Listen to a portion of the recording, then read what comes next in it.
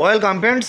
পুজোর মুখে রাজ্যের কিছু কর্মীর জন্য দারুণ সুখবর, বেতন বৃদ্ধির অর্ডার জারি করলো রাজ্য সরকার। কারা এই সুবিধা পাবেন, কতটা বেতন বাড়ছে জানতে অবশ্যই ভিডিওটি দেখুন, জনস্বার্থে বেশি বেশি করে শেয়ার করুন, চ্যানেল নতুন হলে সাবস্ক্রাইব করুন।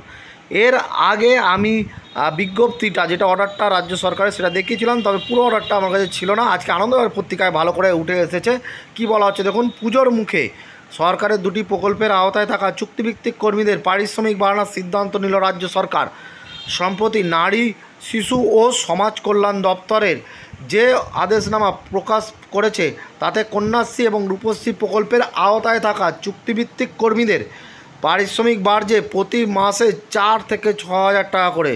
উভয় প্রকল্পের অ্যাকাউন্ট্যান্টদের মাসিক পারিশ্রমিক 15,000 থেকে বেড়ে হচ্ছে 21,000 টাকা।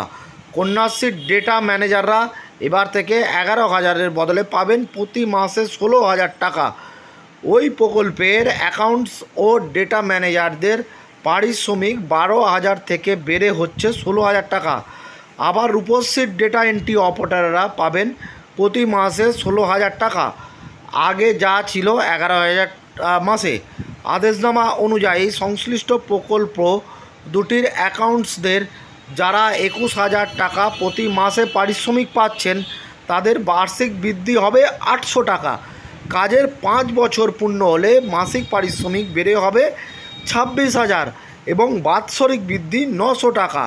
10 বছরের পূর্তিতে বাৎসরিক 1,000 টাকা করে পারিশ্রমিক বৃদ্ধি হবে, যাতে মাসিক অর্থ হবে 32,000 টাকা। 15 বছর পূর্ণ হলে মাসিক 40,000 টাকা এবং বাৎসরিক বৃদ্ধি হবে 1,200 টাকা করে। বাকিদের ক্ষেত্রে মাসিক 16,000 টাকা করে পারিশ্রমিক দিয়ে শুরু হলেও কাজের 5 বছর, 10 বছর এবং 15 বছর পূর্তিতে মাসিক পারিশ্রমিক হবে যথাক্রমে 20, 25 এবং 31,000 টাকা।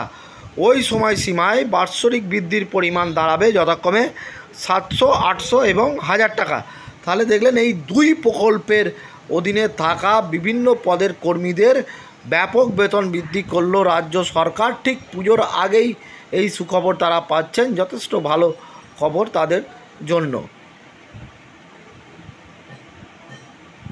ধন্যবাদ।